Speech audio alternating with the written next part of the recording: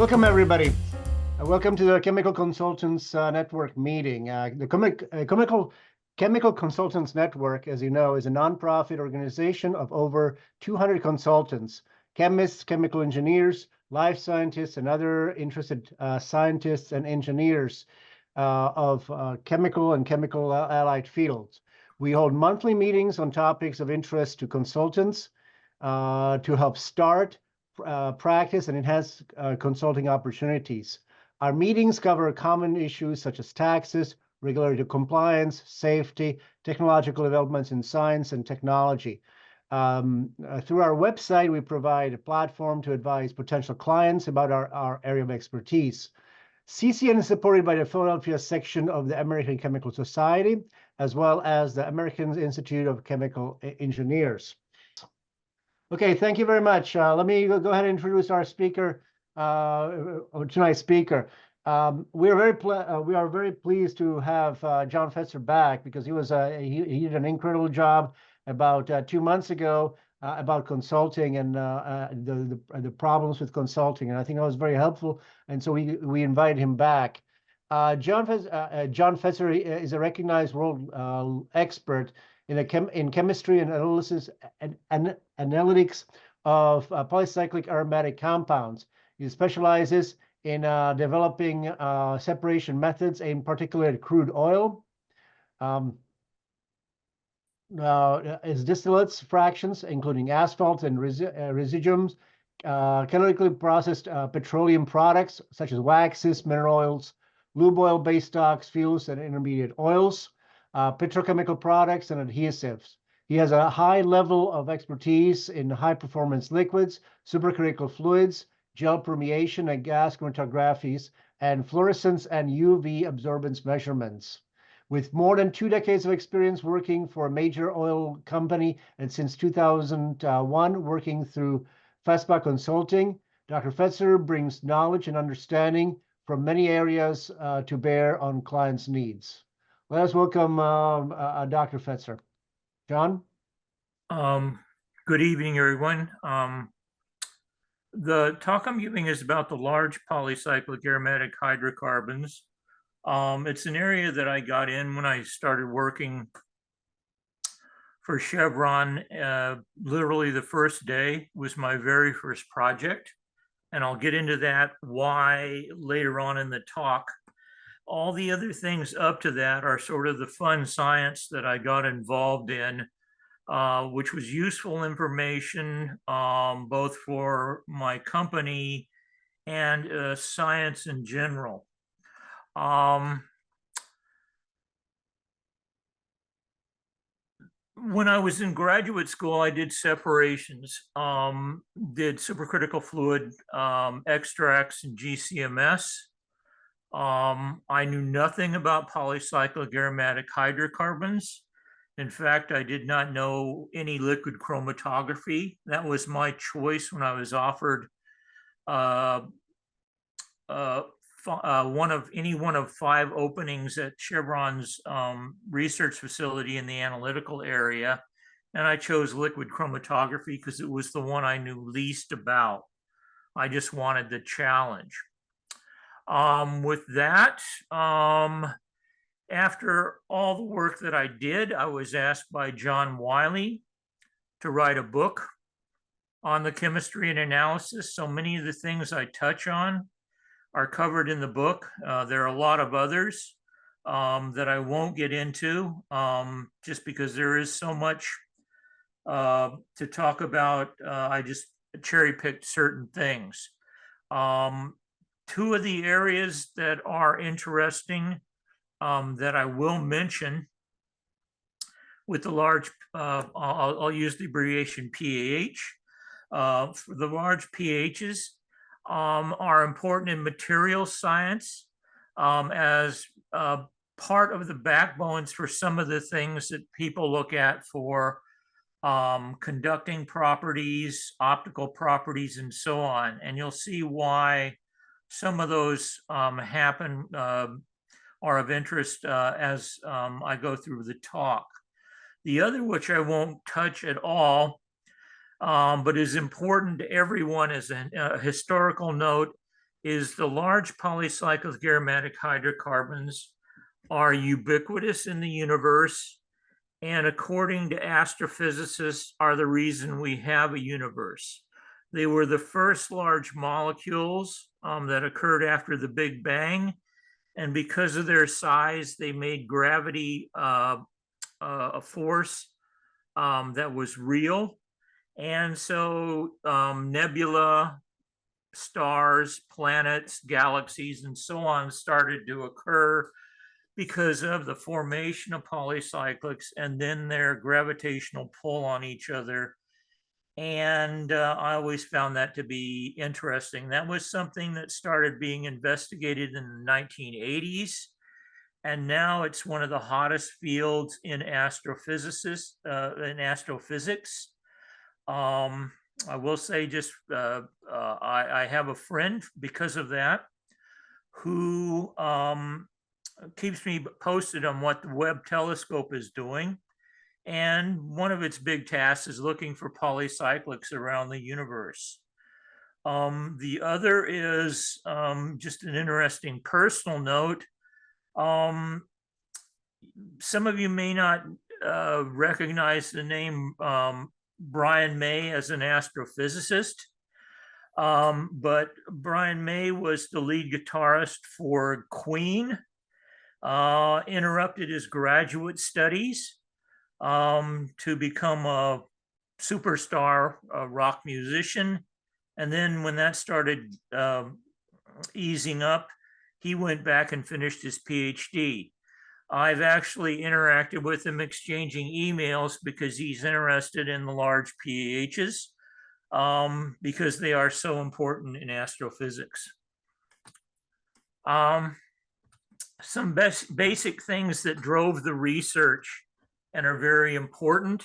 This is a chart I made for my book.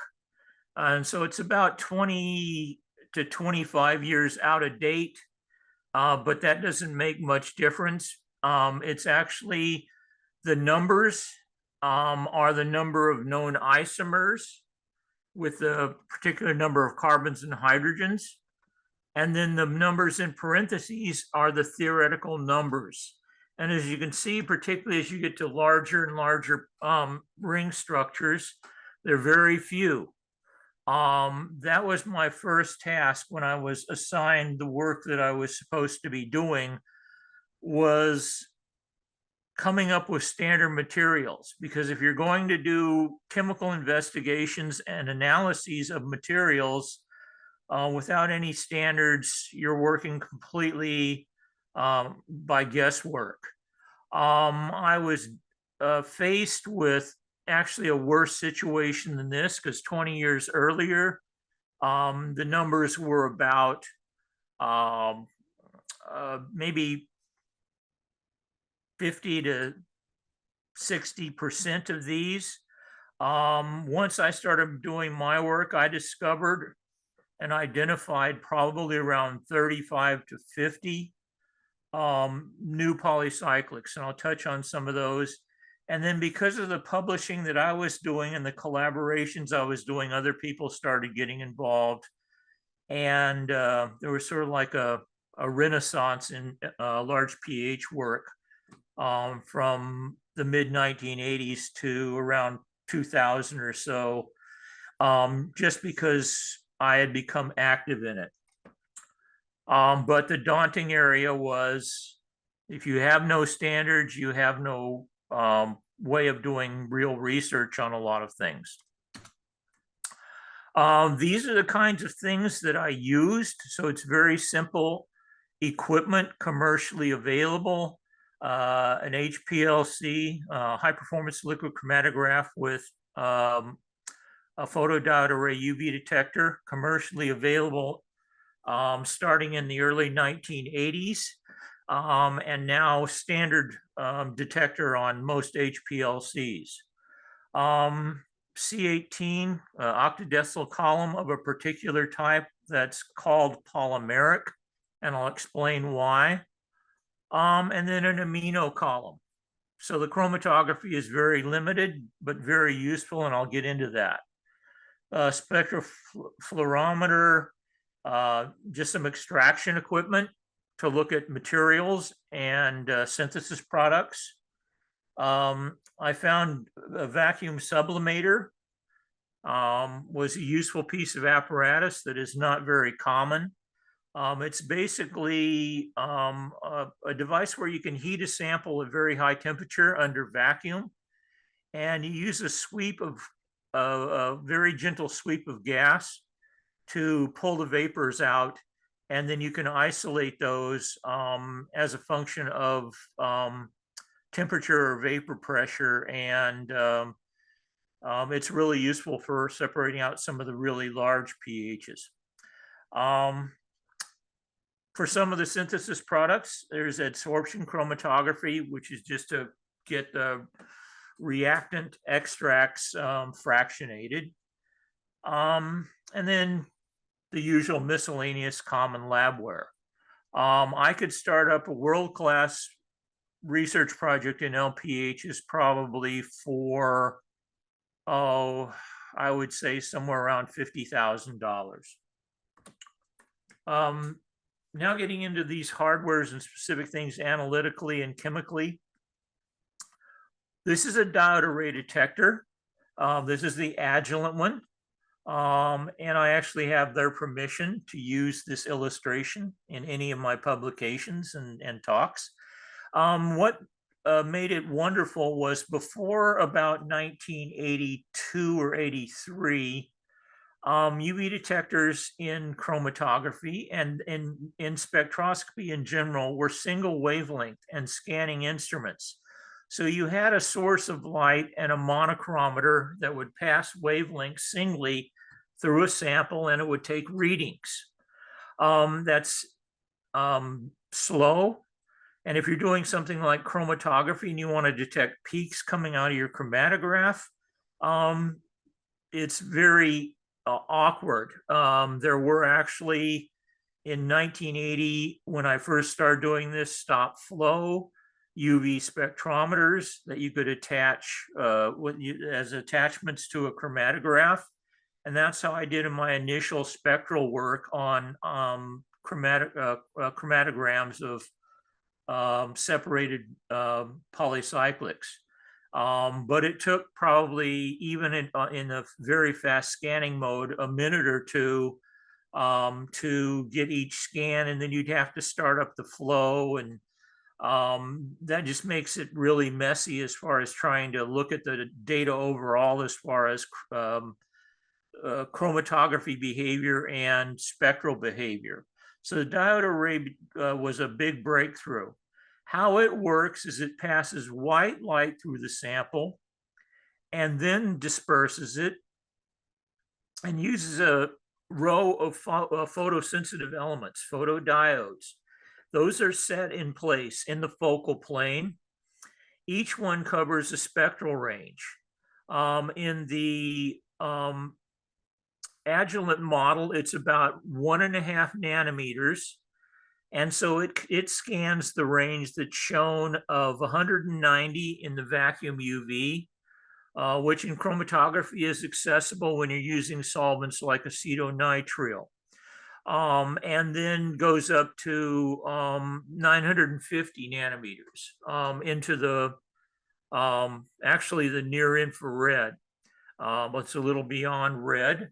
But it's looking at everything simultaneously. And I'll show you spectra in a minute or two about what that means as far as polycyclics.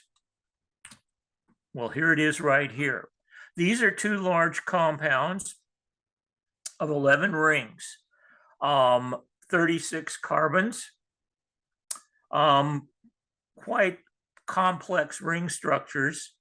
But if you look at the two ring structures and you have any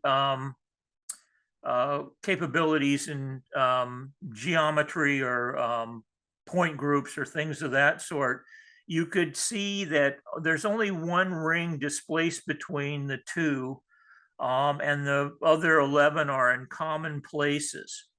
So even though these two dinaphtho, or what are known as dinaphthocoronines, and I won't get into the naming of these, but they're very similar compounds in structure. but the UV spectra are very, very different. They are literally fingerprints because the UV absorbance, UV visible absorbance spectra actually are related to the electron movement within the carbon cage, the aromatic carbon structure of the polycyclic. It goes back to basic behavior of like particle in a box. If you have the box that's a little longer, a little wider, whatever this polycyclic structure, you have a different shaped molecule, and that gives you a different UV spectra. And you'll see quite a few of these and get that idea. That makes identification of polycyclics by UV very easy, as long as you have something to compare it to, either a pure compound, or since I first started this work, there's been a lot of advances in doing theoretical spectral work to identify unknown isomers.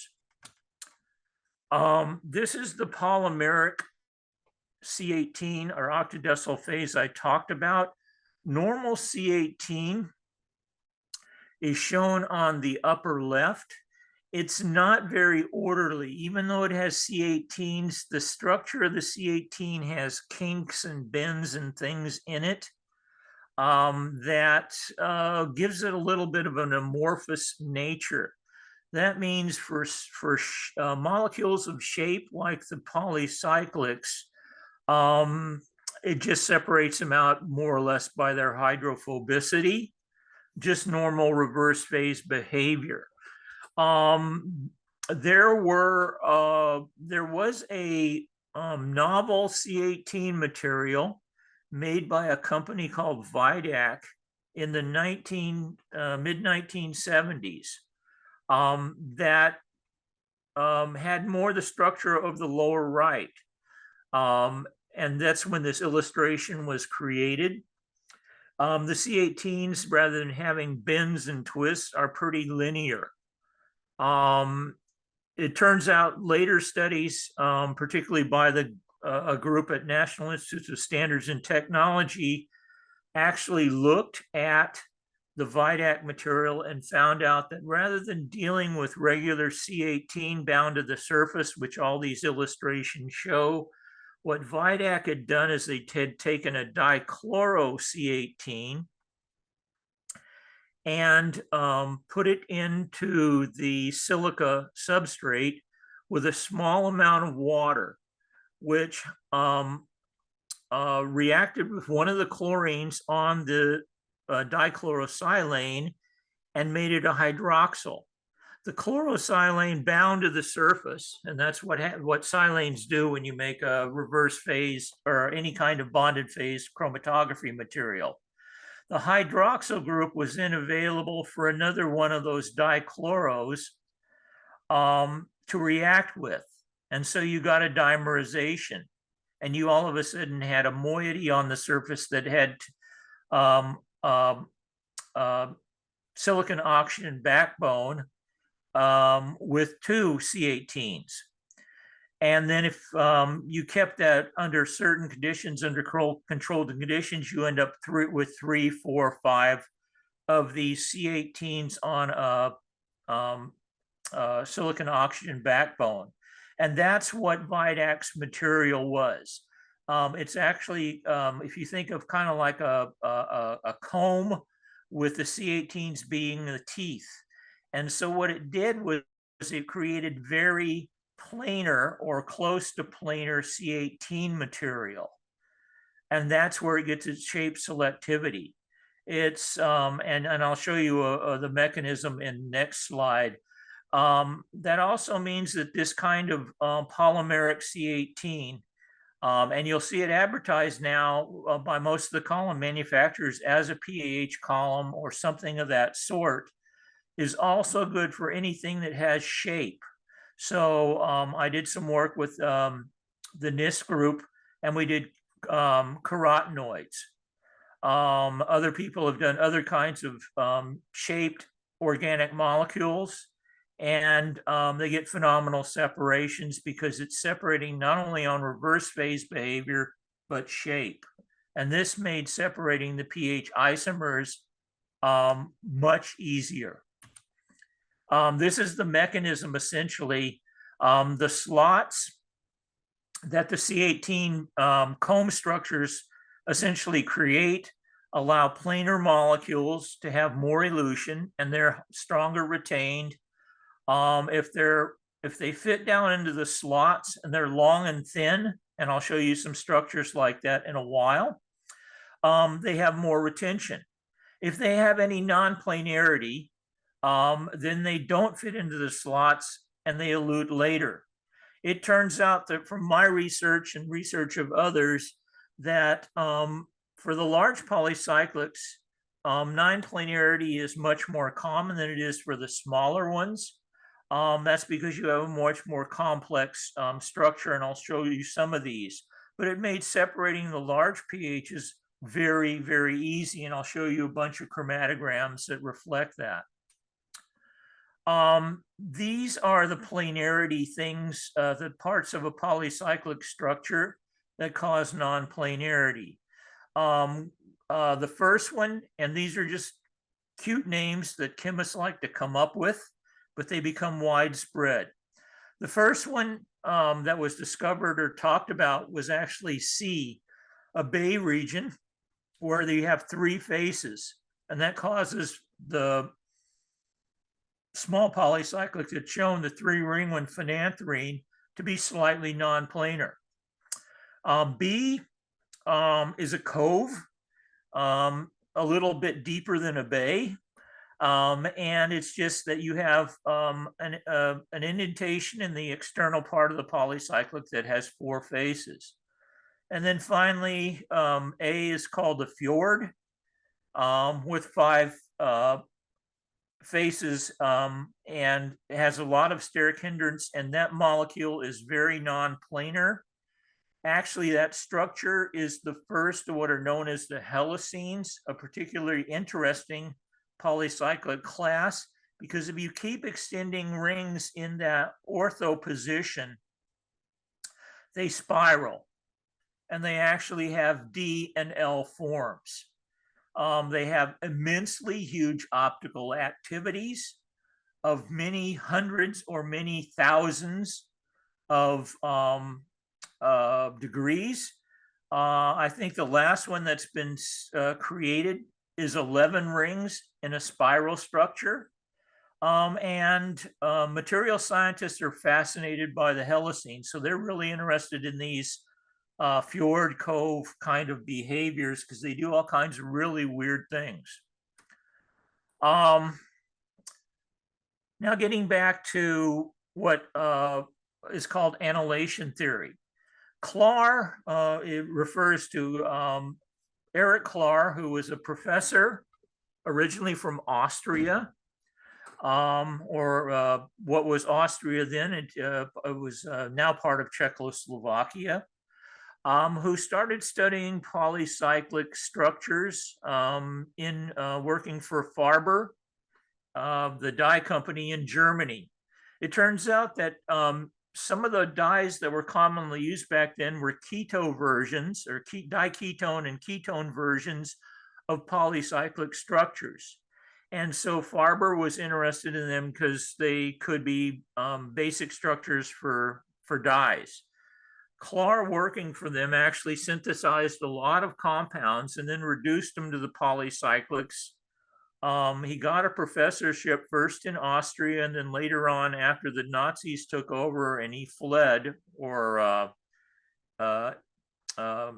immigrated to Scotland, and did research on them from the 1930s to the 1980s. And he discovered literally hundreds of polycyclic structures. And in doing so, he looked at their UV behavior and saw patterns. And that's what this simple slide shows.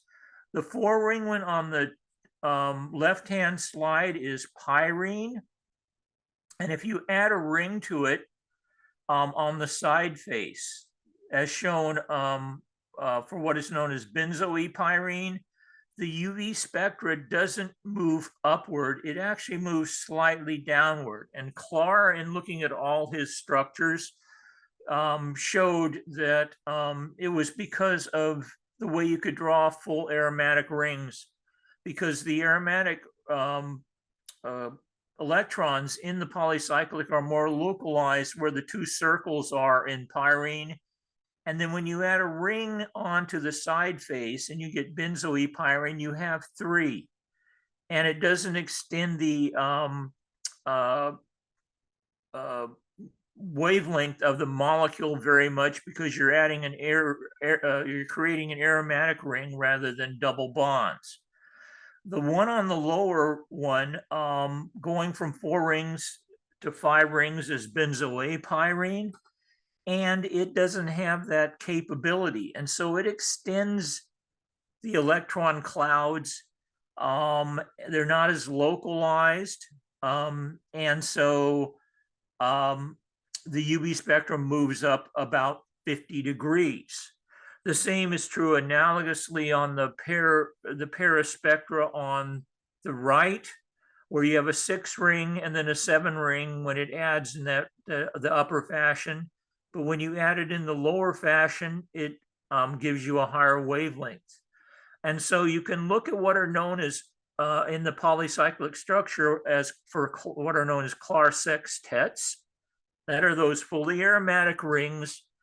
And then you count up the number of double bonds, and you can start getting an idea of what the UV spectra is.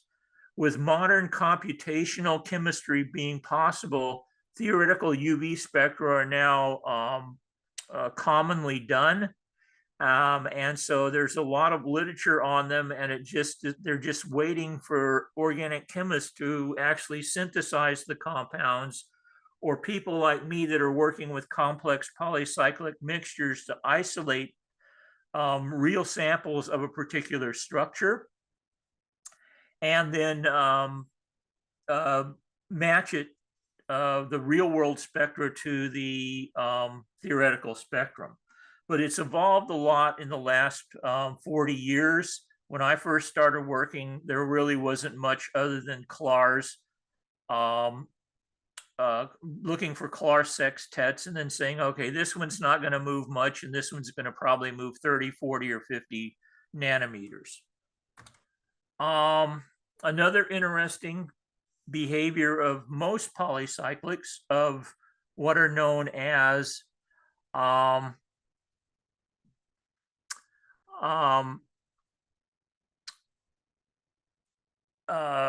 alternate PAHs,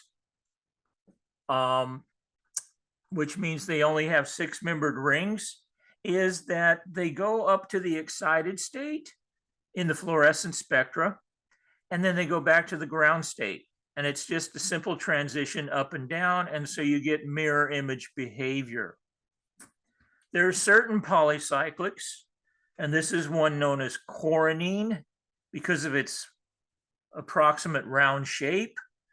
It doesn't even come close. In fact, it's the spectrum on the left is its excitation spectrum. Its spectrum doesn't look anything like the nice, pretty transitional spectra of electrons arrayed in a well-behaving electron cloud going from excited state to ground state. It is just awful as far as symmetry and other factors. That's both because it is highly symmetrical, and so its UV spectra collapses as far as the electron states to being a very simple arrangement. And that's why you only see essentially 2 transitions in the left-hand excitation spectrum. But the emission spectrum is what is, from a physical chemistry standpoint and photochemical behavior, unique. And that is the excited state for coronine and certain other PAHs doesn't stay planar. The lowest energy state for the excited state is actually a bowl, changes shape. And then it goes back down to the ground state from the bowl-shaped excited state. And that's why you get the weird asymmetrical spectra. And that's interesting in there are ways of predicting which polycyclics may behave like that, and that's useful in trying to identify them.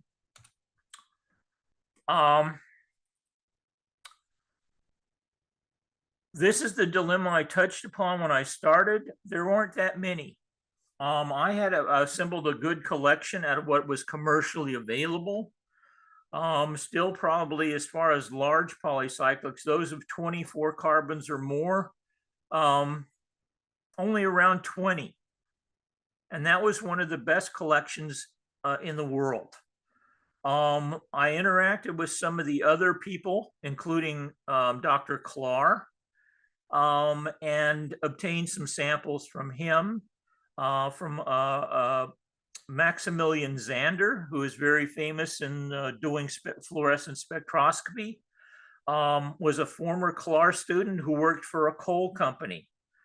And he was very interested, or they were very interested in polycyclics, because when you make coal tar and coal tar pitch, they are almost all totally polycyclic aromatic hydrocarbons.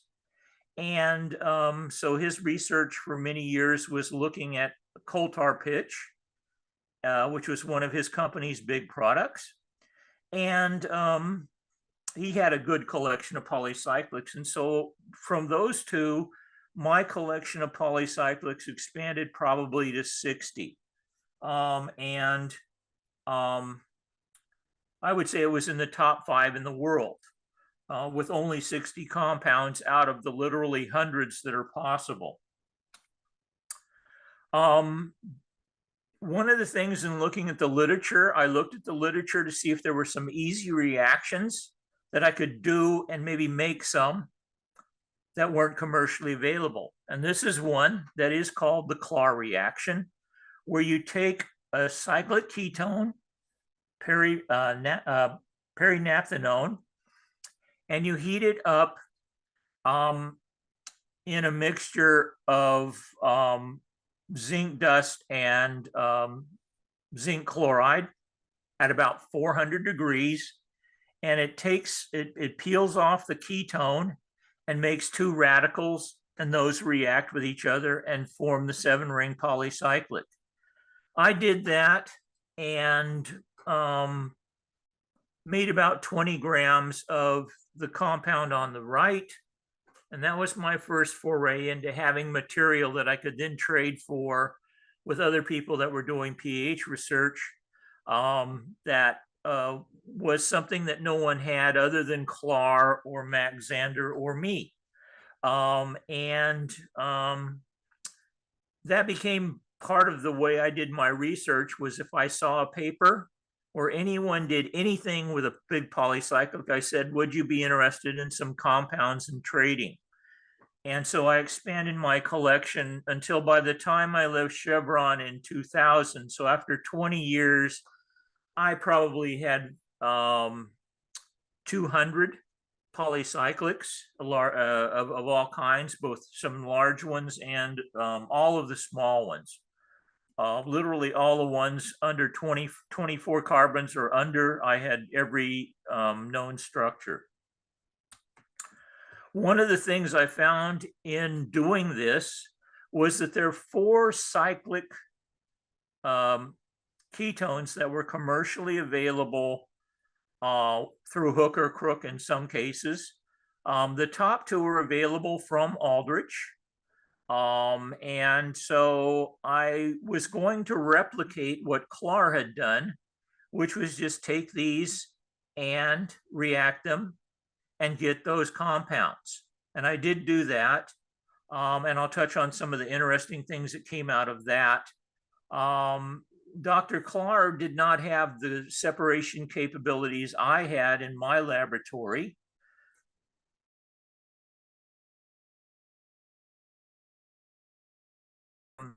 A complex mixture of products that he had. I had the bright idea, which to me was pretty simple, which was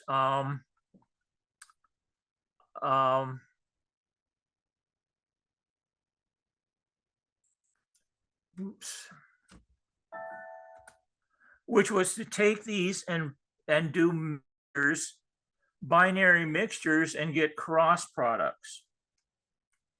And I did that. And that gave me a wide range of reactions.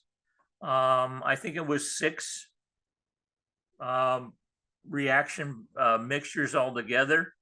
But the end result was it created about 70 new polycyclics. So in my first probably 3 years of doing work on them, I got to do a lot of synthetic organic chemistry just because I needed standards. And in doing so, I greatly increased the number of known large pHs. This gets to the UV. And once again, they are a fingerprint. This is one of the polycyclics Clark knew of, and I found in that reaction product. This is another one, a ring slightly in different position, but as you can see, very different UV spectrum. And this one I saw when I did my HPLC separation with a diode array, and it didn't match any of the compounds that Clark had reported for when he had run the reaction many years before and isolated the different isomers. This was a brand new unidentified isomer. There were actually 2 others that he had not identified. Theoretically, there are 11. After my work, all 11 were known. All 10 of them were known. And then later on, a professor at LSU that I was collaborating with identified and isolated the 11th one that was still unknown, but using an identical setup to what I was using, HPLC with UV, and it's extremely powerful. This is one of the cross products when it bridges and condenses and forms 2 rings. And that was another new pH. This is a set. And when Clark did his work with the straight products, he had only identified the bottom left one, the bottom one in the middle, and the top one on the right. The other 3 were ones that came out of my work. And if you look at the UV spectra going from bottom right across and then across the top from left to right, you see as you add rings, the shift doesn't change very much where the upper wavelength maxima is in all these. That's because you're adding those additional rings on the side to form Clark sextets. So the spectra look somewhat similar as far as their highest wavelength. But because you're getting more steric hindrance, more fjord and cove regions, they become non-planar and the bands become broader and starting to overlap. Also, the top one in the middle is very bizarre in that for normal polycyclics, you see an increasing trend in the band structure with wavelength. That follows the way electrons behave when they go from excited to ground state as far as the physical chemistry. This one, especially when you compare it to the one below it, they should have very, very similar spectra, only differing in the amount of non-planarity. The one on the top has more different steric interactions, but what was the cause of the weird band pattern? I'll get to that in a little bit. In my work, using the cross product, I isolated a lot of series that could be looked upon as homologs. And this is one. Top and bottom compounds were known from Clark's work, and I identified the middle one. And you see in the UV spectra a pattern. They look very similar, and in this case, because of the arrangements of rings, you do have shift to higher wavelength. But it makes identification, it made identification of that one in the middle very easy, because both chromatographically and spectrally, it behaved like it was the average of the two known compounds. This is that oddball, and I will explain why. And I'm hopping around. These are actually research things that happened over periods of years. This happened in the late 80s. I actually went to a conference on polycyclics and was in a coffee. I remember being in a coffee break, and I hadn't published anything about this compound yet. And I described what it was behaving like. And Max Zander happened to be there, and he started saying, I want to look at some, can you send me a sample? And then there were 3 or 4 other very well-known scientists who chimed in. It was like a bunch of kids in elementary school that all wanted to play with your new toy. And that was really interesting because it ended up generating some very interesting science. This is the end result of that science. The steric hindrance for these classes of polycyclics that have that type of structure normally is that it twists, that center ring twists, and you have the top, what in this case is the top part and the bottom part relative to the thin waist, having a twisted conformation. And that's what's shown on the left. The steric hindrance reduces the steric energy and the closeness of the hydrogen bonds reduces in energy and has more stability when there's a twist. There is theoretically for all these, when you start doing modeling, conformation where it may bend at the waist.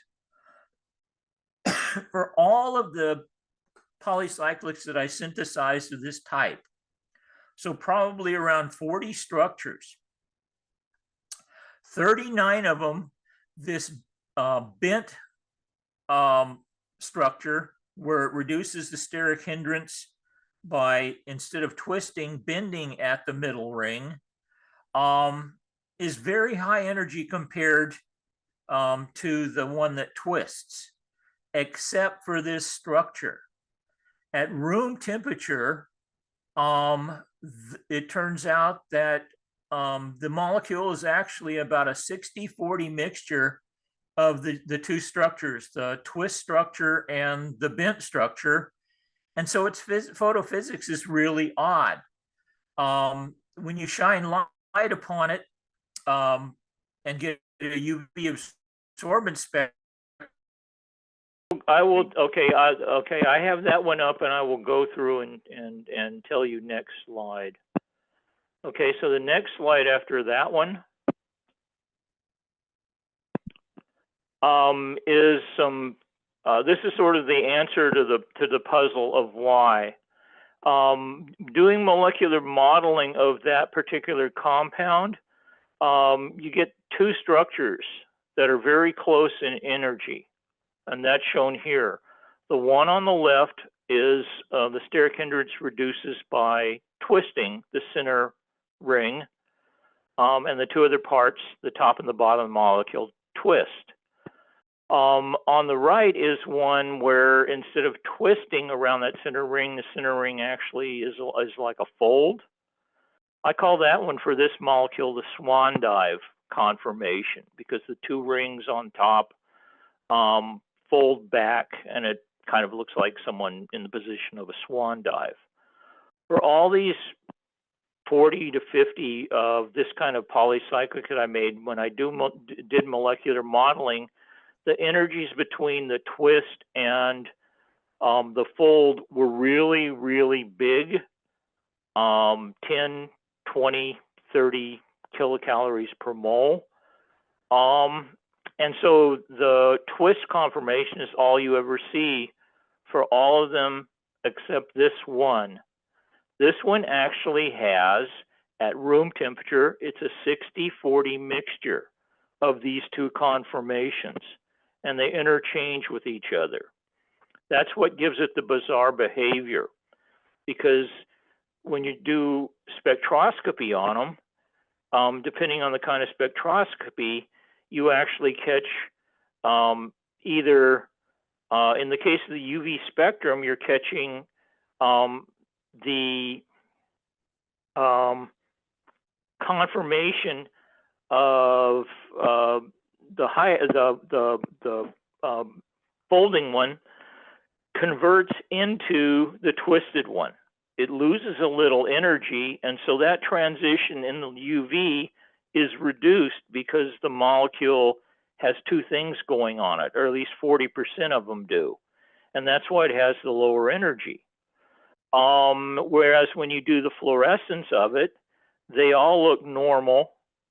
They do show that banding pattern where it has the highest wavelength is bigger. It's because you really have two conformations of this polycyclic, which makes it, of all the polycyclics that have been studied, the only one that shows that kind of behavior, where there are actually two physical conformations and they behave that way, and it gives it the odd spectroscopy. That got me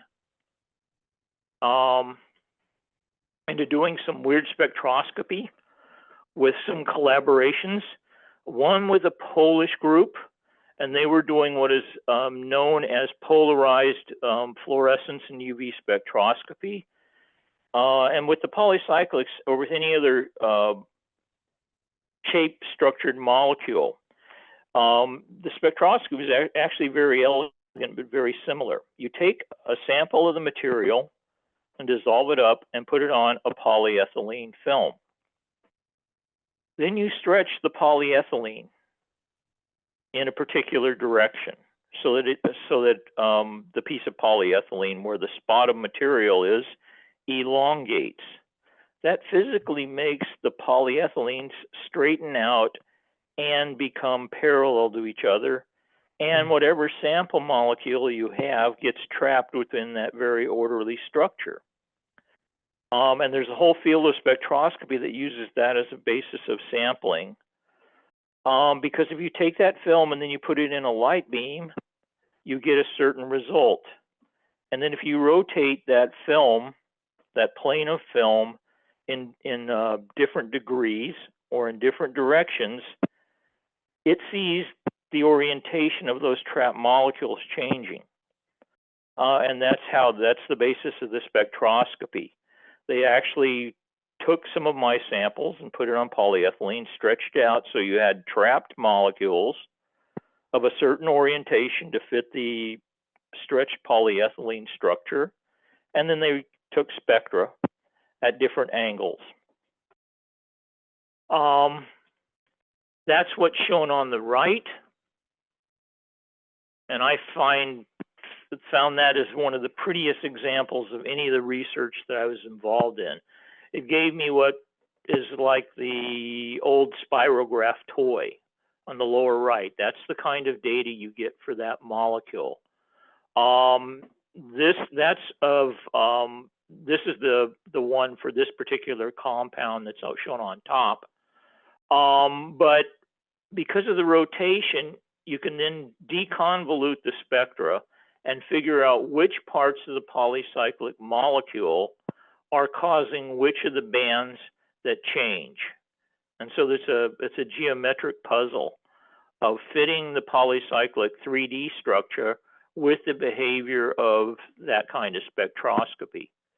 And you get a nice, pretty picture of the full three-dimensional structure of that molecule. Excuse me for a second. John, can you tell me what slide number you're on? Oh, I'm sorry. I slipped up. I am, let's see, whoops.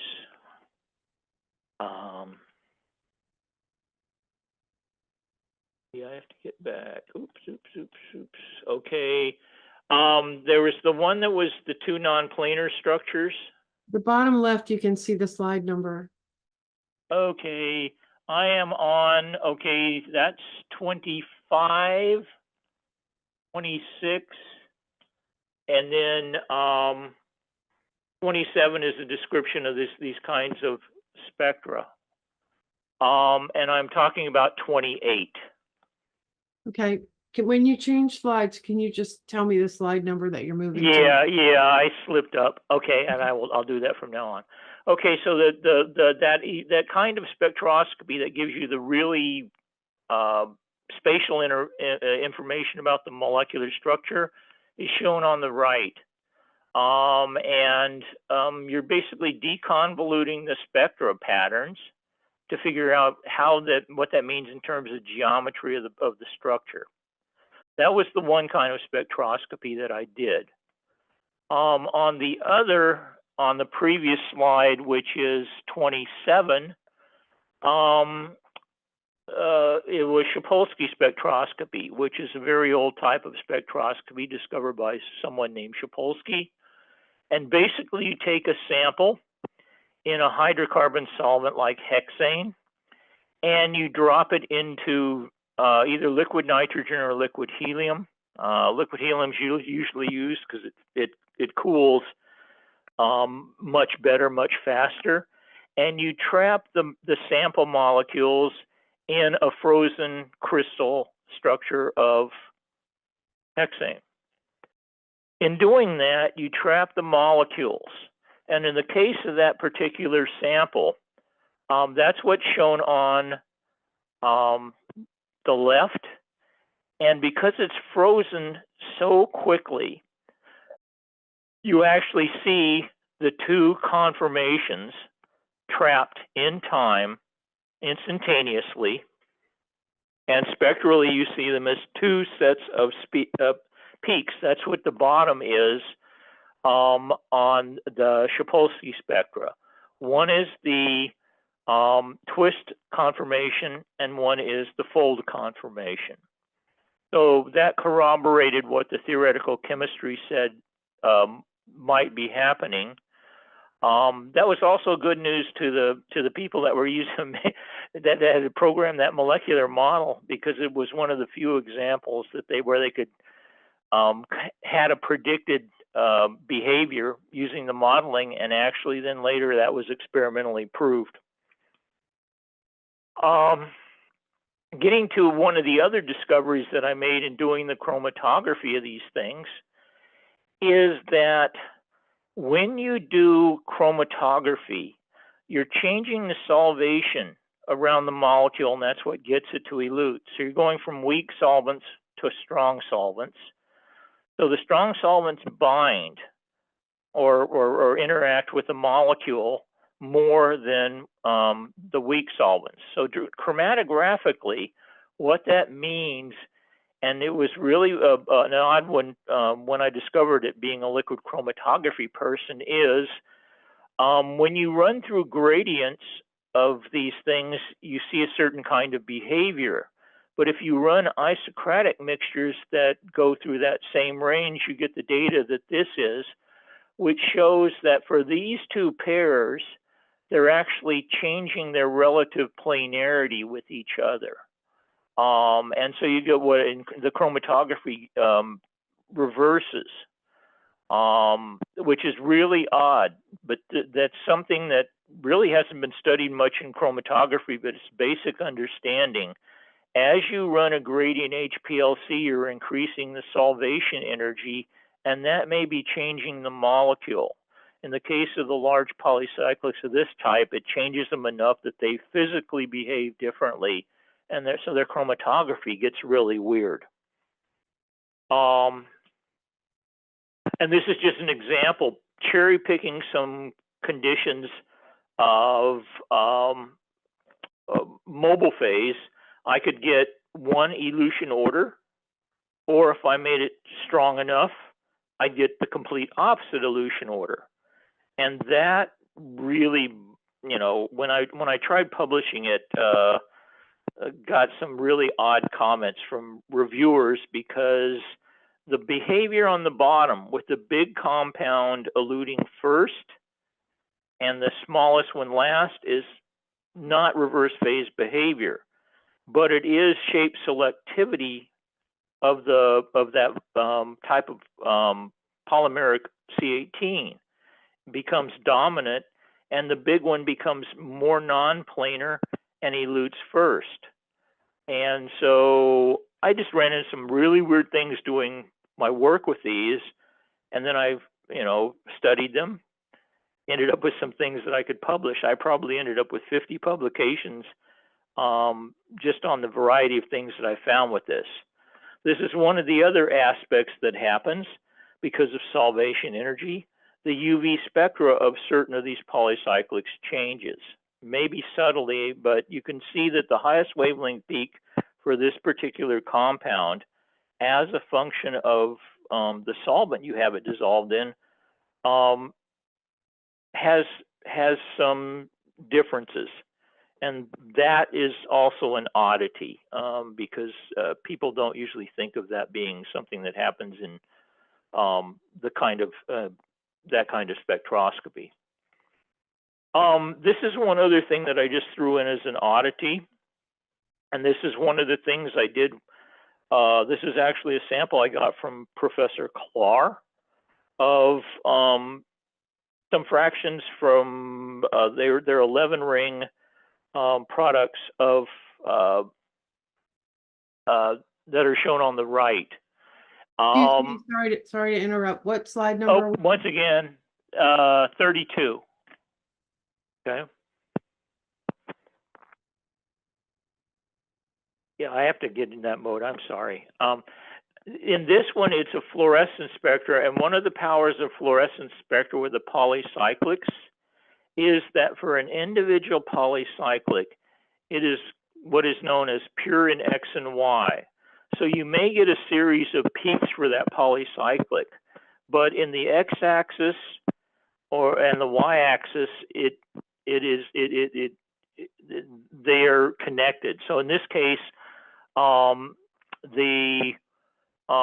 you go horizontally under this display of data, the one compound with the very intense contours was one particular isomer that Klar identified and published, and said, that's one of the certain structures, and it turns out to be the one on the lower right. In his sample, he did not separate out the other isomer that's in the upper right, and spectrally it overlaps a little bit with the other one. So it's kind of masked, and he didn't notice that the little peak at high wavelength was due to this other isomer. But when you look at fluorescence, you can see, at least if you have enough practice, that there's another isomer in there. So as soon as I looked at his sample by fluorescence spectroscopy, I said, oh, there's a fifth isomer. He reported 4, and I see a fifth in the fluorescence. So I then injected into a chromatograph and got the, isolated it and got the pure UV and fluorescence spectra of that one, and then published that as a different new polycyclic. And I did that with some of Klar's mixtures and some of mine, and compared them. And I think I identified 7 isomers that he did not identify that were in his samples because they look so similar to some of the others. This is actually an interesting chromatogram. That was serendipity, and that's why I always find it fun. I was doing a separation of one of the reaction mixtures, and all the peaks in the chromatography, they're on the, this is in slide 33. All the peaks in the left are what I saw originally in the chromatogram, all spread out. And I thought I was done. I had a cluster of maybe 7 or 8 peaks and nothing for minutes. And then one day after doing some preparative work where I was trying to isolate each one chromatographically, I was cleaning off the column using strong solvent, using methylene chloride to flush it off and clean it. And I happened to glance over at the diode array detector output, and it gave me a really pretty UV spectra that I'll show you in a minute or two. And I said, what is that?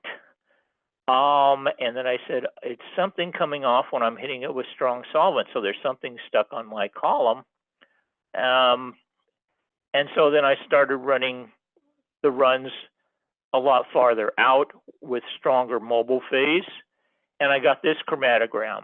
And you can see that in the top one, there is no apparent peak after a long period of time. But when I used a stronger mobile phase, I got a peak that was well removed from all the others. And then going to the next slide, a little stronger and a little stronger, that peak becomes closer. And then the next slide, this is why. This is the UV spectrum and the compound. The compound is both planar and long and thin. So with that type of chromatography, it is very strongly retained compared to all the other products because it fits into the slots in that bonded phase and sticks for a long, long, long time. And that's why I didn't see it until I accidentally was cleaning off, or saw it when I was cleaning off the column. And so this was another new polycyclic that I discovered, but this time by sheer luck. But once again, very pretty UV spectrum of big polycyclics, lots of banding, a fingerprint of the structure. Some other things that I get into in the next slide are sort of applications that I found interesting.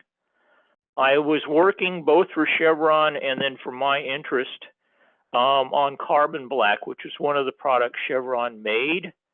And there was a lot of interest in that because carbon black is a commercial product. If it is low in polycyclics, it's used in cosmetics if the polycyclics are below a certain level. The value of the carbon black is about 20 to 50 times higher when it has FDA approval because it has low levels of the polycyclics. Some polycyclics are carcinogens, and so they're on regulatory lists. And if you have a carbon black that can be used in mascara and things like that, it's a high value commodity as far as the carbon industry is concerned.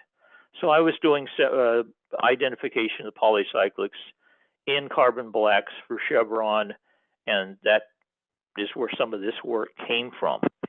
I did extractions, and one of the things I found out was that people were using common solvents to do their extractions for polycyclics, including environmental work. They were using either toluene or dichloromethane. And it turns out that solubility isn't all you're going on, that the carbon blacks and coal tars and all these other things actually have an interaction because they're aromatic structures. And so you have dipole-dipole interactions and things of that sort. And so when people were extracting them, they were not getting everything off. Because I started playing with, next slide, this is slide number 37, a fraction beyond dichloromethane, chlorobenzene. And even though I had exhaustively extracted these materials for days with dichloromethane and then did fluorescence spectroscopy of the extractant liquid that was coming off, and fluorescence has a detection of these polycyclics down in the range of typically parts per billion or tens of parts per billion. And I was getting none in the extract. Then I immediately hit it with chlorobenzene on a carbon black. And I remember one because of the polycyclics that were coming off, that were on the still on the carbon black, as soon as the chlorobenzene hit the carbon black in the soxhlet, it's a cherry red solution.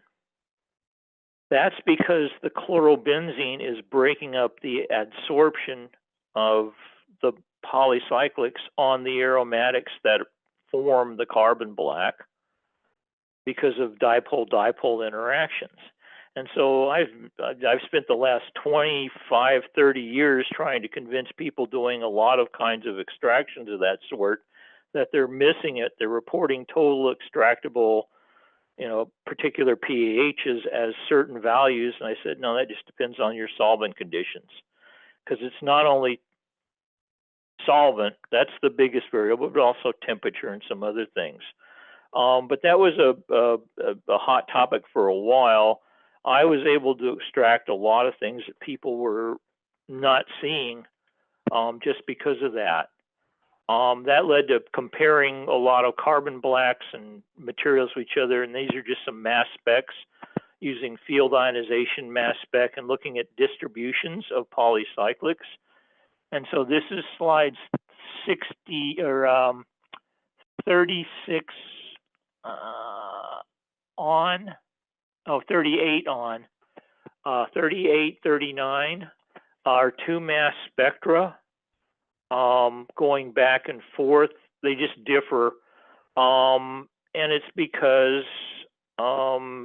different extraction conditions give you different polycyclics, and so it really means literature values for extractions of polycyclics on any carbonaceous material are in question because they don't account for temperature and adsorption of the polycyclics on the surface.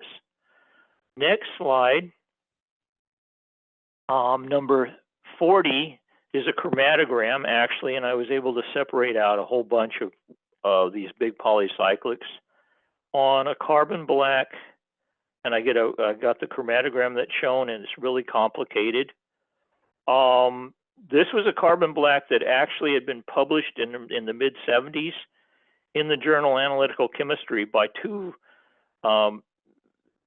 a research group at Indiana University that's very well known for its chromatography. It was Milos Novotny's research group, and it made a big splash because he was able to separate a bunch of polycyclics out and got a chromatogram like this, and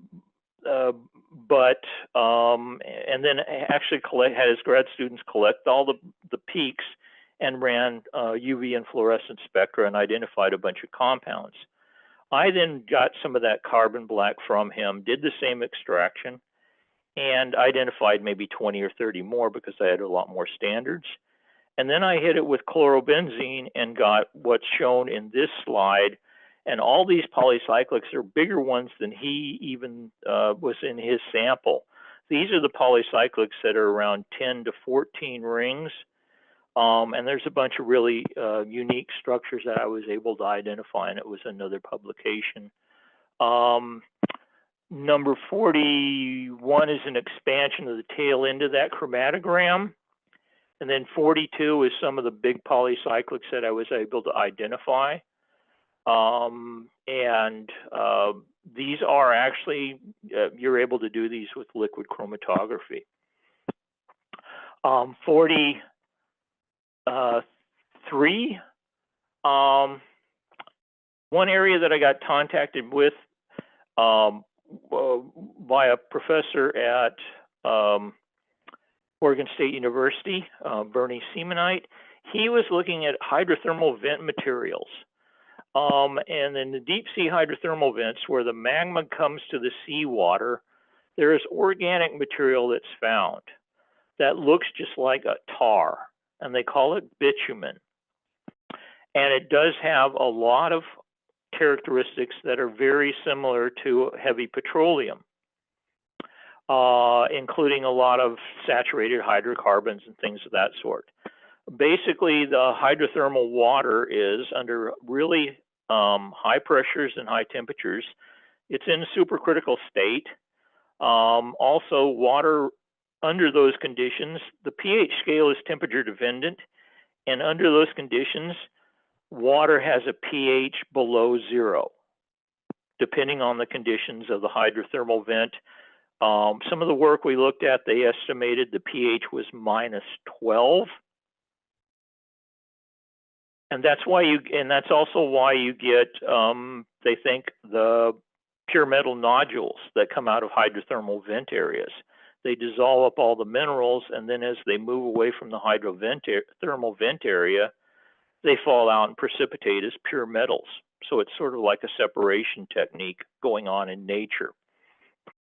The interesting thing about the tar or what's called bitumens in hydrothermal vents is they look very much like petroleum as far as the saturated hydrocarbons.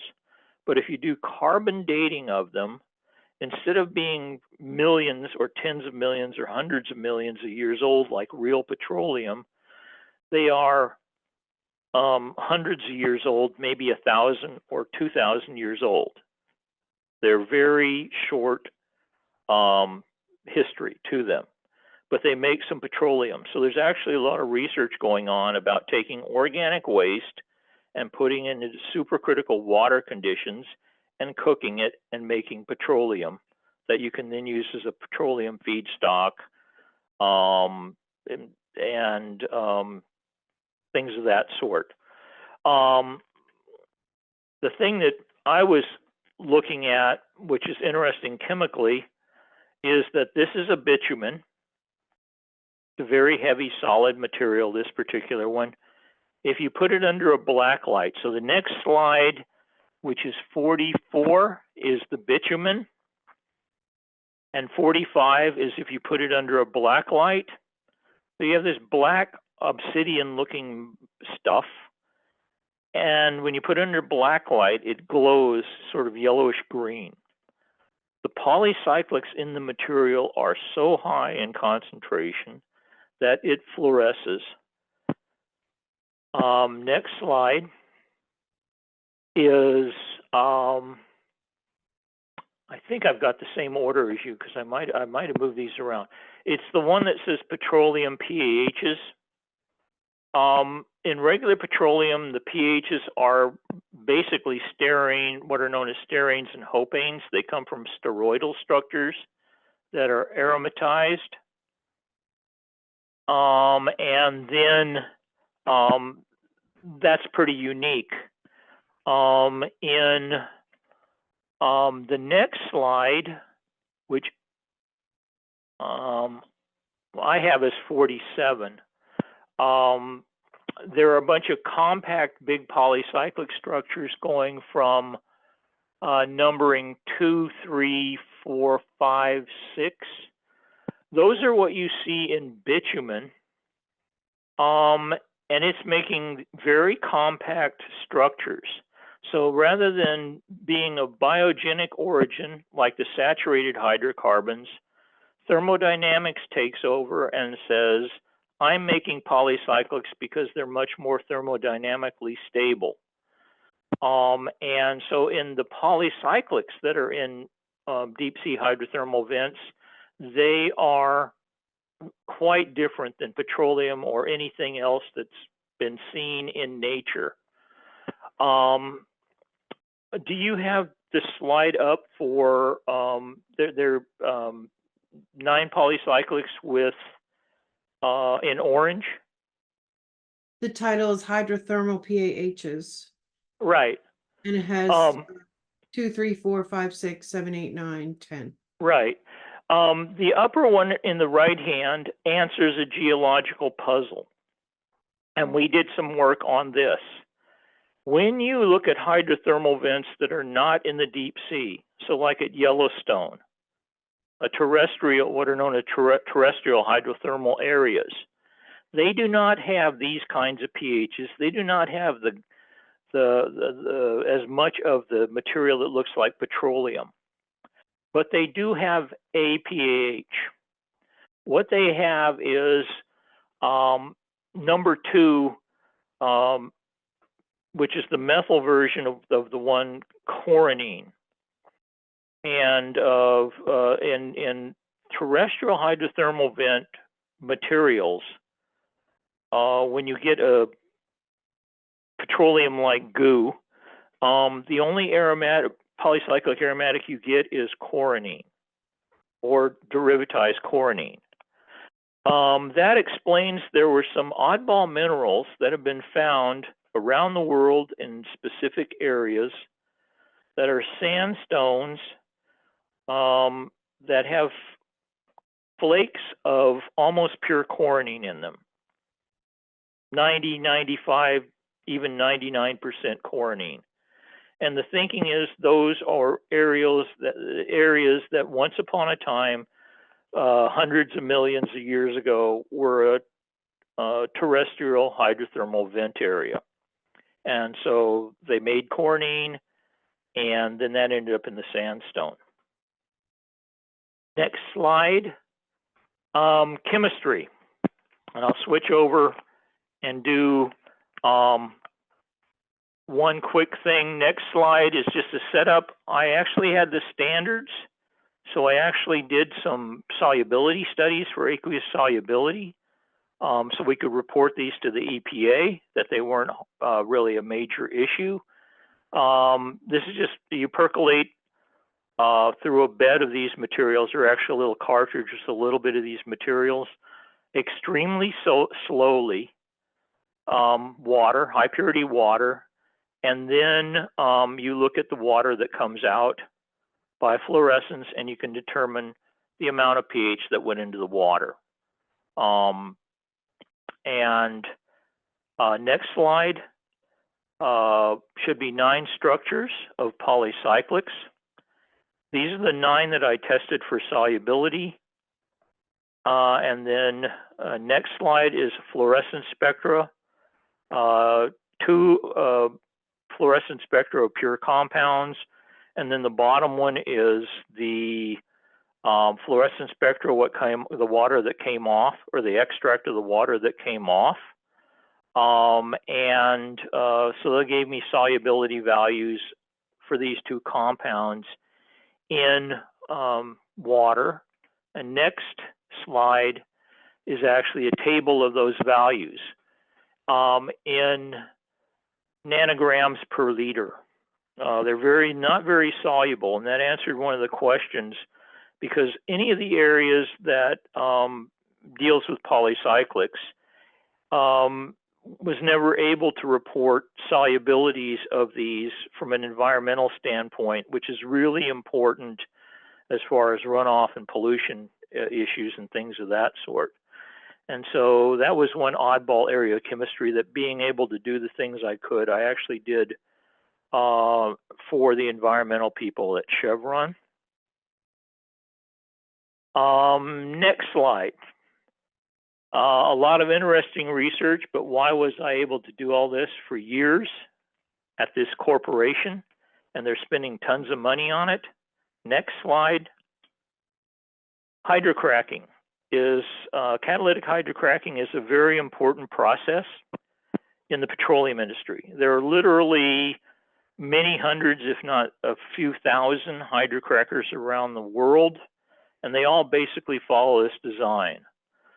A first stage hydrocracker takes a mid-range oil, something of the texture of a mineral oil, but it hasn't been purified to that. It's just one of the distillate cuts off of crude oil or off of other processes. And it runs through this first stage, and that usually has some kind of catalyst. And it's broken down into the more commercially valuable products like gasoline and diesel fuel. Then that is fed to the second stage, the plant on the right. And that one is what we call a recycle. So it gets feed from the first stage. The first stage also takes out all the nitrogen and sulfur. And so what's going into the second stage is essentially all hydrocarbon. The second stage is geared to make gasoline generally or diesel fuel. And it just runs and runs and runs if everything's working perfectly. However, when I started at Chevron, this setup did not run perfectly. The recycle units had to be shut down every few months, depending on the unit and the feed and conditions and so on, anywhere from 2 months to a year. It had to be shut down, and the piping between the second stage recycle bottom to mixing with the fresh feed, so that recycle loop would plug up with a red material, literally a red color. And it was called Red Death, hydrocracker Red Death. And it had been a problem since the 1950s, and had been worked on by all the oil companies, because after I started doing my work and figured out what it really was going on, and I'll talk about that, I kept running into people who said, oh, yeah, I worked on that when I worked for Exxon, or I worked for Shell, or and so on. But that was the problem, and that's why it was the first day problem because every one of those shutdowns costs hundreds of thousands or millions of dollars per hydrocracker. So just for Chevron, having dozens of hydrocrackers, it was literally $100 million or more a year. And they licensed their technology out, and that added another 100 million, just because they had to shut down for this. That was industry-wide. So literally it was $1 billion problem in the industry, and nobody knew what it was. They just guessed in looking at that red material and doing things like NMR, solid sample NMR and things like that, that it was aromatic. So they thought it was some kind of carbon black or carbonaceous material. But they didn't know how it formed. They thought it was pretty random, just rings adding till you go from benzene to naphthalene, one ring up, so you go 1, 2, 3, 4, 5 until it got too insoluble and it just fell out of solution. That was the situation in 1980 when I started with Chevron. And this is just the next slide, number 55. Is that summation. So it was a huge problem. Everybody, lots of people working on it everywhere, and that was my first one. Next slide. I ran different samples from hydrocrackers over time, and this is what I saw. Using the separations that I could now do and identify polycyclics. The 6 spectra go from 6 rings to 10 rings. And I saw these specific polycyclics for each one of those ring numbers. Little variations, side issues that I'll get into in a bit, but basically this pattern.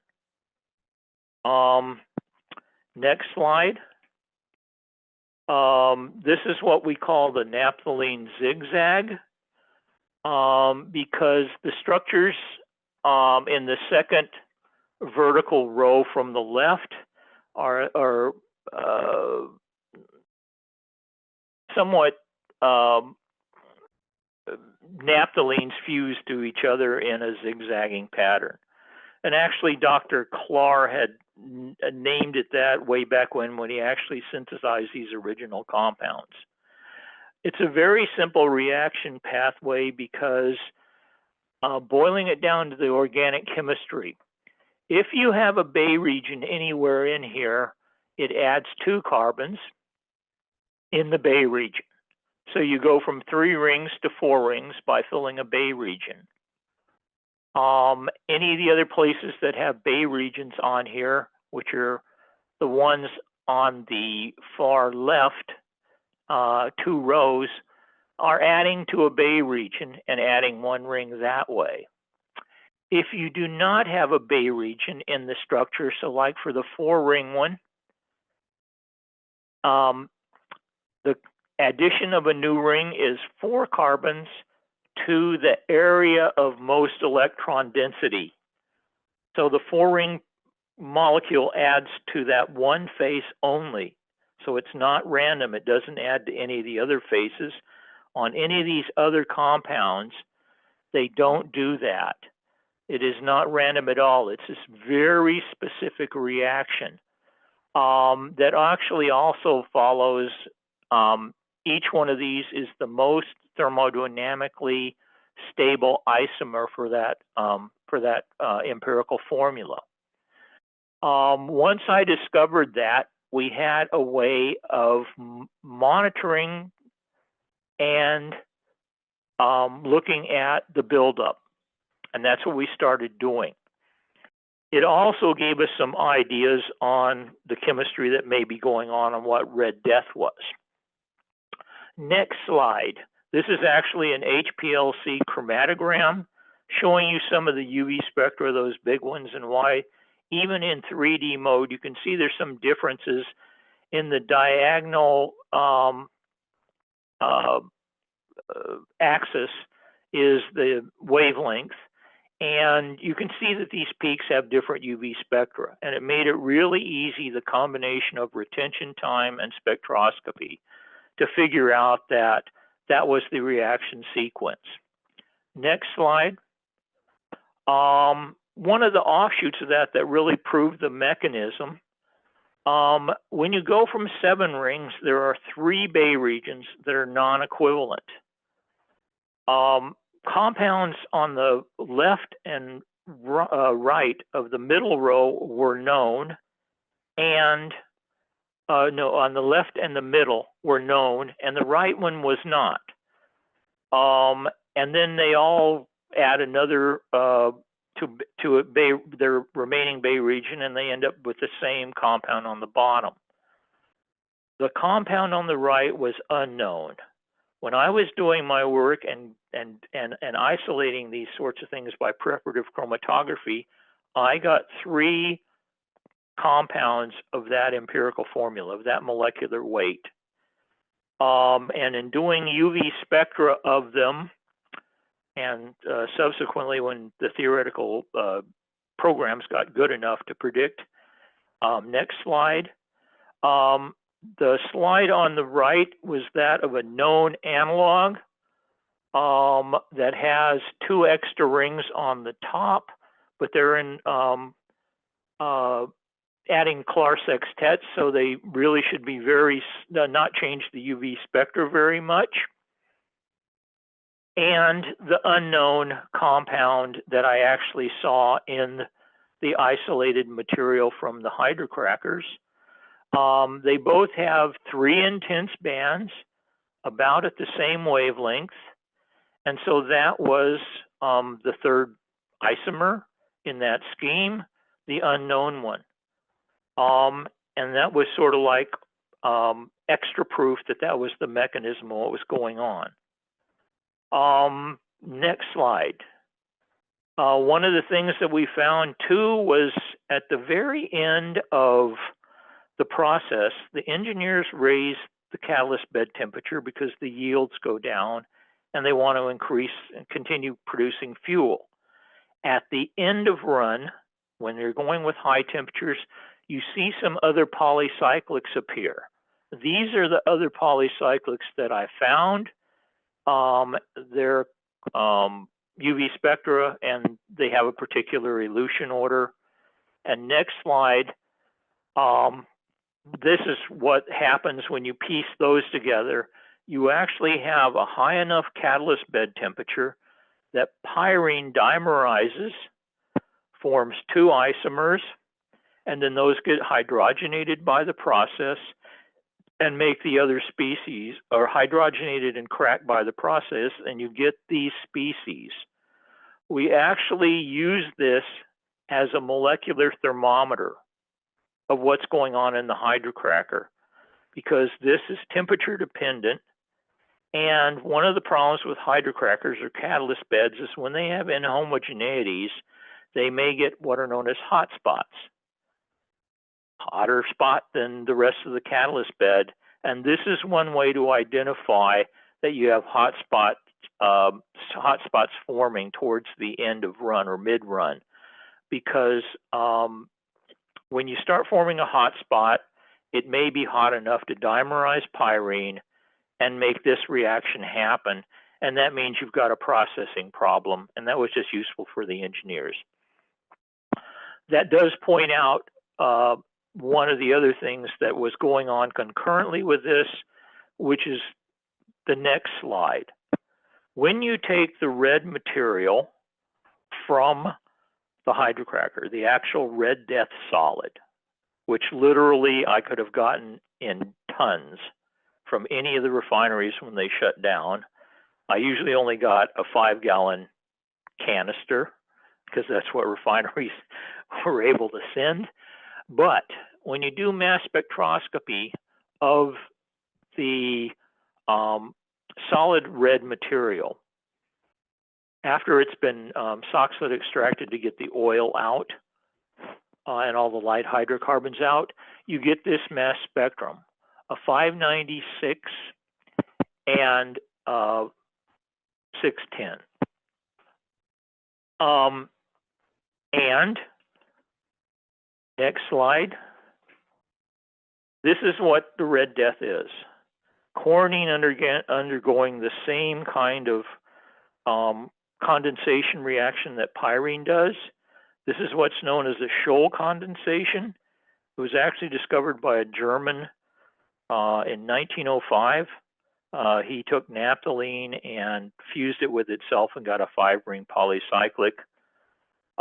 Later on, this particular one where chlorine does it was discovered in the gasification plants that Germany was running because they had oil embargo during World War II. They were getting red deposits that were killing their processes as well.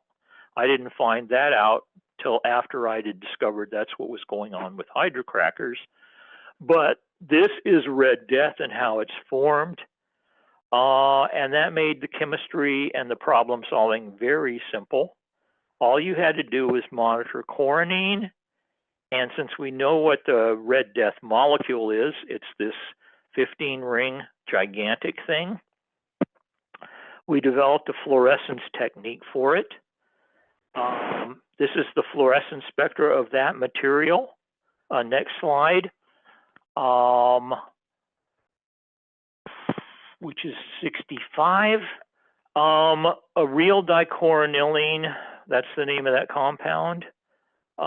Sample in the pinkish, and the orange is a deposit material, and it just shows the deposit is dichloranilene with a little substitution because there are some methyls on it.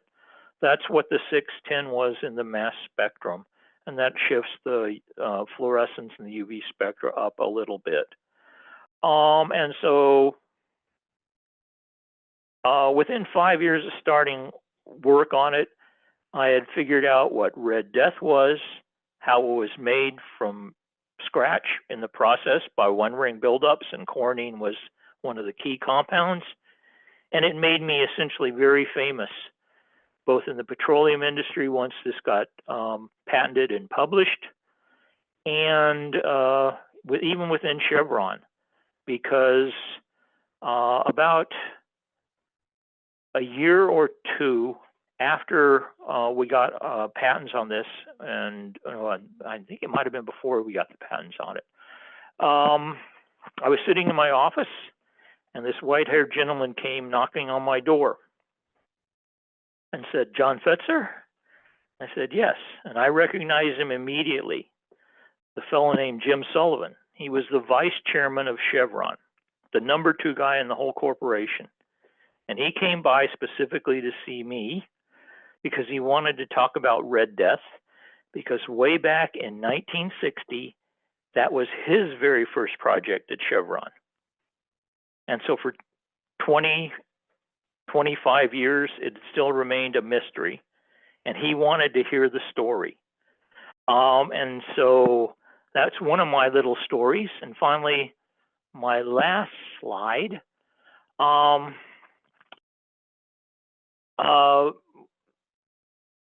whole thing became a non-problem. We got the patents. We started telling people how to monitor and get rid of it. And Chevron made a ton of money off of that.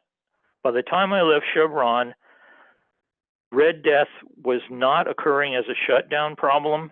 They were running the process so efficiently that whenever they had to change the catalyst, they went into those recycle pipes and also cleaned out the small layers of red material that had collected. Literally, it had gone from being a $1 billion problem in the industry to no problem at all. Finally, the last item, I was invited to give some talks. And in one, I got to meet the Crown Prince of Kuwait, who was sponsoring my talk in Kuwait City. And at that, I met the chairman of OPEC, which was kind of weird because I was seeing him on TV every day. And later on, I was asked to give a talk by Aramco at a conference they were sponsoring. And I got to meet a Nobel laureate. Gerhard Ertl was the other plenary speaker. Unfortunately, when Aramco asked me how much I wanted to speak, this was after I left Chevron. I had no idea what giving a 1-hour talk should cost. And I just said, oh, $1,500. And I thought that was an exorbitant price. And then when I was talking to Dr. Ertl at the conference, he was charging him $20,000 because he was that year's Nobel Prize winner. and that's the end of my story about large polycyclics. And I open up for questions.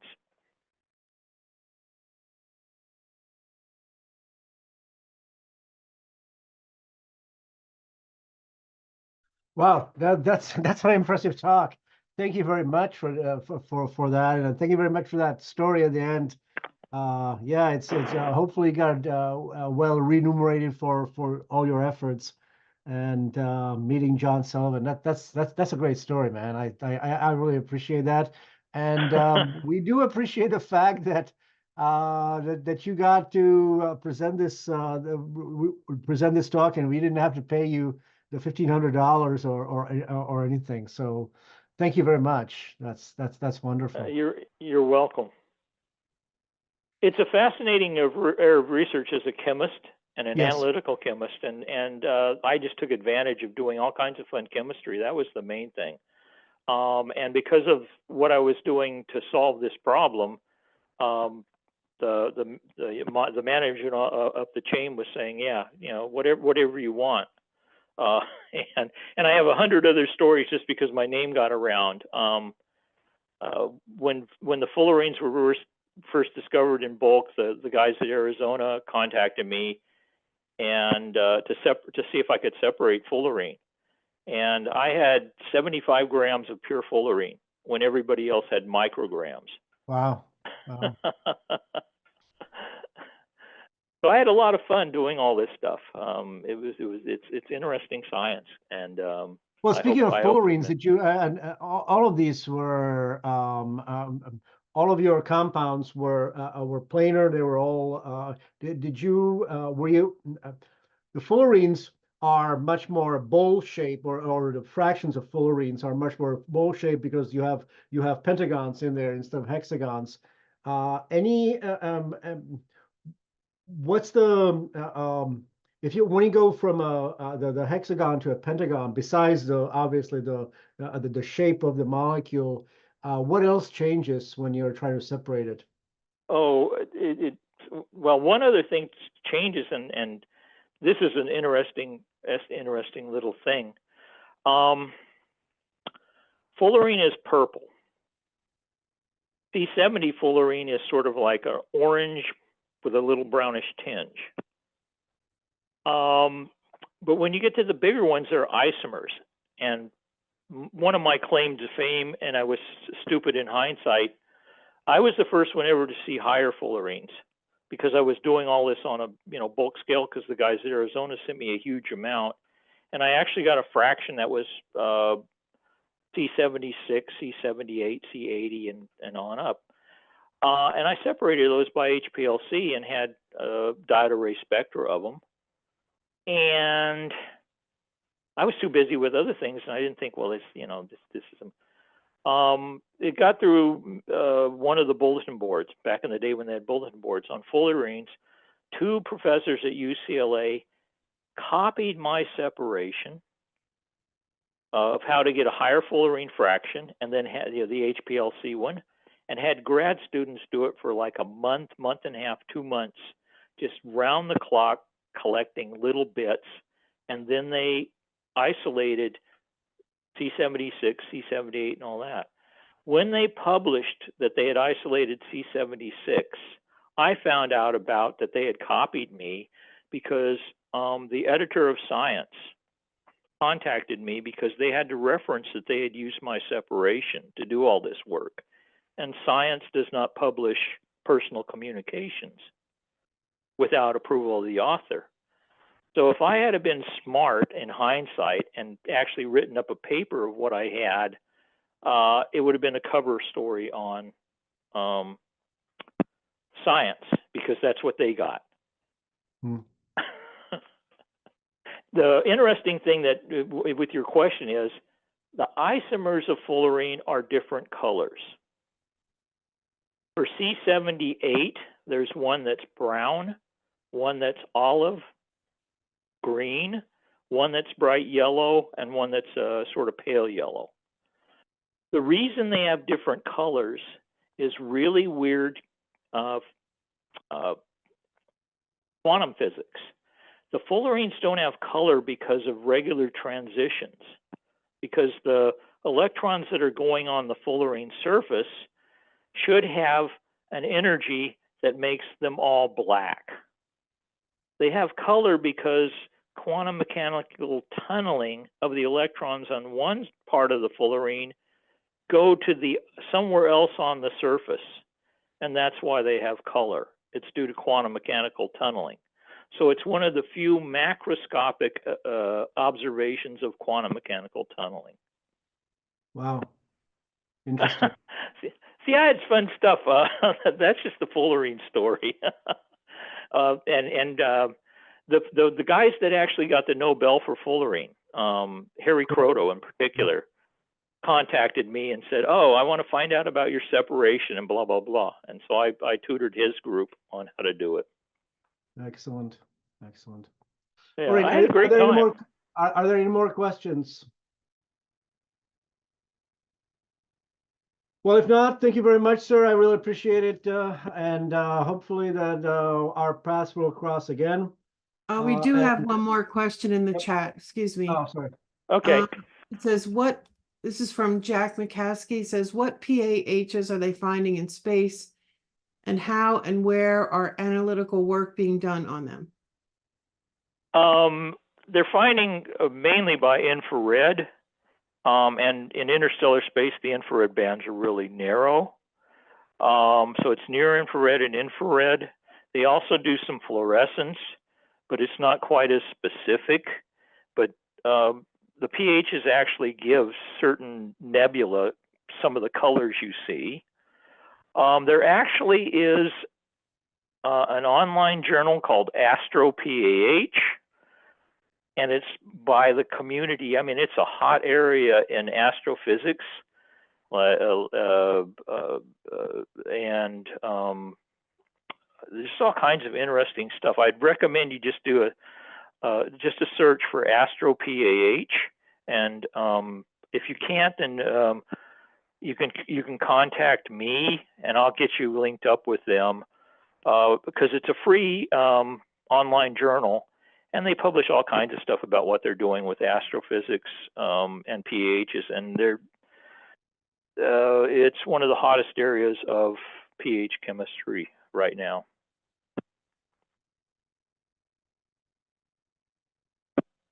Sorry to interrupt there, Peter. No, that's fine. This is exactly what kind of Oh, we have interruptions are. one more question just came in from Wai Ming. What techniques did you use to determine the structure of the PAHs? It's a combination of UV and fluorescence spectra, because they are fingerprints for each isomer, and you can kind of piece together where the rings are, because you only have certain isomeric structures for a particular empirical formula. And right now there's software that does that. Back when I did it, it was sort of like do it by pen and paper and guesswork. But also you have mass spectroscopy with help, which helps you because that gives you the empirical formula. But there are so few ring structures that have.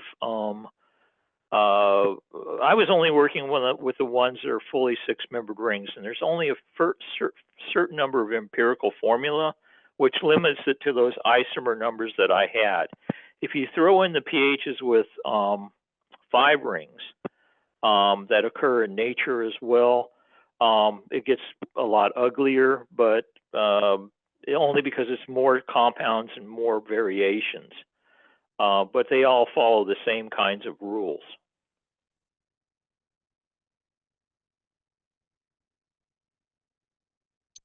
All right, thank you very much, sir. We appreciate your help, and thank you very much for accepting our invitation for both January and March meetings.